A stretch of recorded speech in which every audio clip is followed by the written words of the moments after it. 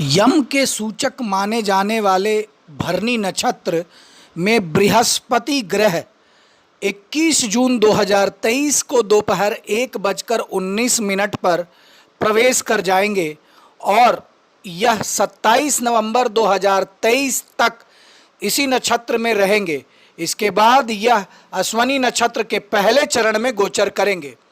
देखिए, मैं आपको इसका क्या प्रभाव आपके 12 राशियों पे पड़ेगा इसके विषय में मैं बतलाऊंगा आपको, लेकिन यह बतलाने से पहले यह मैं आपको बतला दूं कि आखिर भरनी नक्षत्र होता क्या है। देखिए, भरनी नक्षत्र ज्योतिष में 27 नक्षत्रों में दूसरा नक्षत्र माना गया है और यह शुक्र ग्रह द्वारा शासित होता है और मंगल ग्रह द्वारा शासित मेष राशि में 13 डिग्री से 26 डिग्री तक यह नक्षत्र होते हैं। भरनी नक्षत्र भगवान यम का सूचक माना गया है। भगवान यम गलत और सही में अंतर करने वाले और न्याय प्रदान करने वाले देव हैं। यह नक्षत्र जीवन का वाहक भी कहा जाता है। इसे इच्छा, त्याग, ईर्ष्या का नक्षत्र भी कहा जाता है। भरनी नक्षत्र को आमतौर पर महिलाओं या स्त्रियों के तरह पालन पोषण और कोमल स्पर्श वाला भी माना जाता है। उनकी आंखों में चमक होती है और उनकी मुस्कान भी बेहद आकर्षक होती है जो इस नक्षत्र में जन्मे हुए होते हैं, क्योंकि भरनी नक्षत्र शुभ शुक्र ग्रह द्वारा शासित होता है। अब आइए मैं आपको बतलाता हूं कि बृहस्पति देव का भरनी नक्षत्र में गोचर आपकी राशियों पर क्या प्रभाव लेकर आने वाला है। तो सबसे पहली राशि है मेष राशि।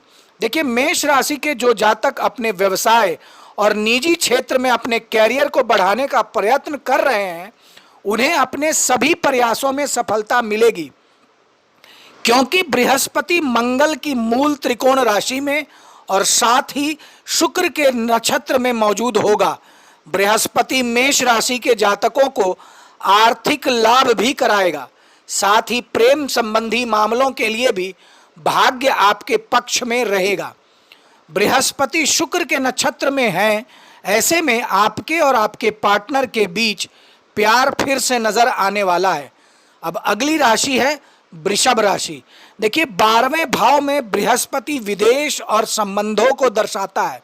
शुक्र के नक्षत्र में बृहस्पति निश्चित रूप से उन जातकों के लिए शुभ रहने वाला है जो आयात निर्यात के व्यवसाय में जुड़े हुए हैं। इन जातकों को व्यापार में शुभ परिणाम मिलेंगे, साथ ही आप विदेशी भूमि से भी लाभ प्राप्त करने में कामयाब रहेंगे। हालांकि गुरु का यह गोचर आपका झुकाव आध्यात्मिकता और मोक्ष की तरफ भी ले जा सकता है। इस राशि के कुछ जातकों को विवाह में कुछ छोटी मोटी परेशानियां भी उठानी पड़ सकती है। इस दौरान आपके शत्रु आप पर हावी होने की कोशिश कर सकते हैं। अब अगली राशि है मिथुन राशि।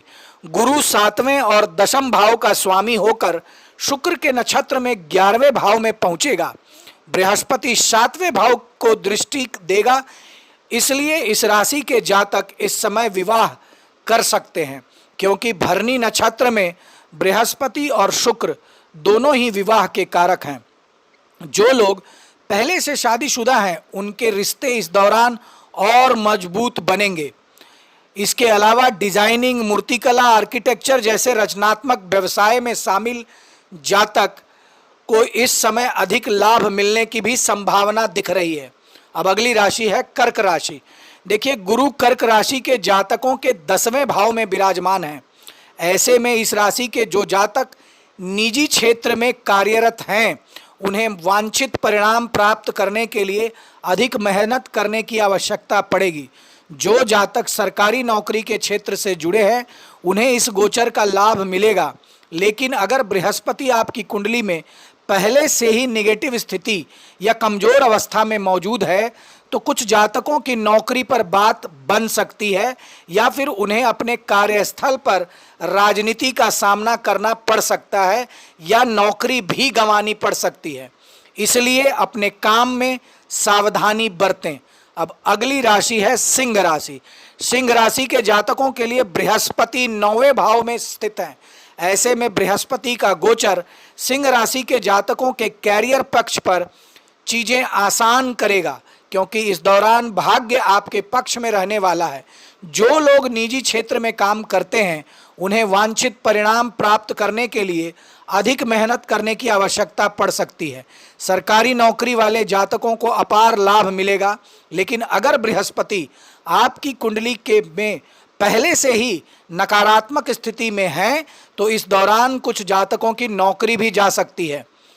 ऐसे में अपने काम के प्रति आप बेहद सावधान रहें। व्यवसायी जातकों के लिए यह समय कुछ खास नहीं रहने वाला है। अब अगली राशि है कन्या राशि। देखिए, कन्या राशि के जातकों के लिए बृहस्पति अष्टम भाव में गोचर करेगा। शुक्र के नक्षत्र में गोचर करने से कन्या राशि के जातकों के लिए चीजें आसान होंगी, क्योंकि यह नवम भाव का स्वामी के नक्षत्र में गोचर करेगा। यह निश्चित रूप से कन्या राशि के जातकों के जीवन से उन बाधाओं और रुकावटों को दूर करेगा जो अब तक आपको परेशान कर रही थी। व्यापारी जातकों के लिए भी समय अनुकूल रहेगा। आपको अपने व्यवसाय में लाभ देखने को मिलेगा। अगली राशि है अब तुला राशि। देखिए, तुला राशि के जातकों का प्रदर्शन इस समय बेहद ही शानदार होने वाला है। आपको नए अवसर मिल सकते हैं। नौकरी पेशा जातकों को पदोन्नति मिलने के योग बनेंगे। जो लोग पहले से व्यापार के क्षेत्र में जुड़े हैं उनके सामने भी नए अवसर आएंगे। अपने कंपनी को या अपने काम को आगे बढ़ाने के लिए यह समय बेहद ही शानदार रहेगा। इसके अलावा आप इस समय शॉर्टकट यानी सट्टा आदि से के माध्यम से भी कमाई करने में कामयाब रहेंगे। अब देखिए, अगली राशि है वृश्चिक राशि। वृश्चिक राशि के जातकों को गुरु के इस गोचर के दौरान नौकरी में कुछ बदलाव, व्यापार में उतार चढ़ाव देखने को मिल सकता है।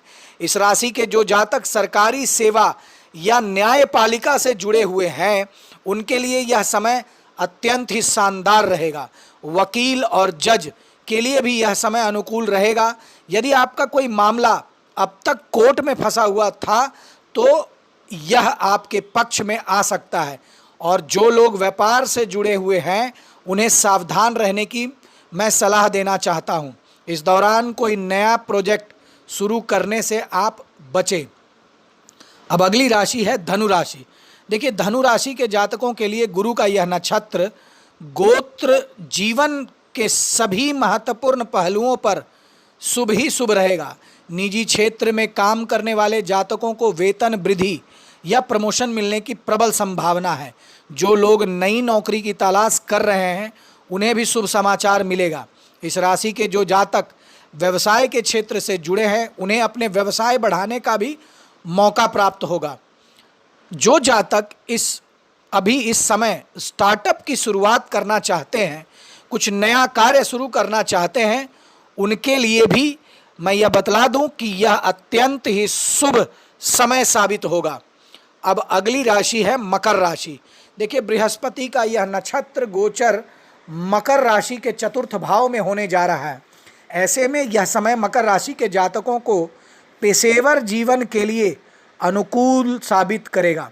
आपको कैरियर में सफलता मिलेगी, क्योंकि बृहस्पति सीधे तौर पर आपके दसम भाव को देख रहा है। इस राशि के जिन जातकों को प्रमोशन की उम्मीद है उनके लिए भी समय अनुकूल रहने वाला है। आपको तरक्की के नए अवसर मिलेंगे और आपके बॉस आपके काम पर ध्यान भी देंगे, प्रसन्न भी होंगे। कार्यस्थल पर आपको मान सम्मान और प्रतिष्ठा मिलेगी।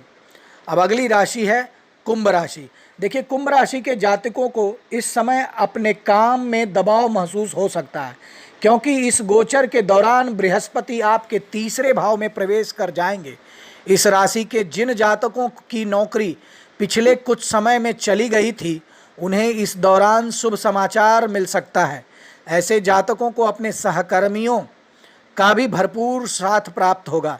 सलाह केवल इतनी दी जाती है कि कुछ समय के लिए अपनी वर्तमान स्थिति में ही बने रहें, लेकिन अगर आप काम छोड़ना चाहते हैं या आप नौकरी बदलने की सोच रहे हैं तो आप अपनी गति को स्थिर रखें।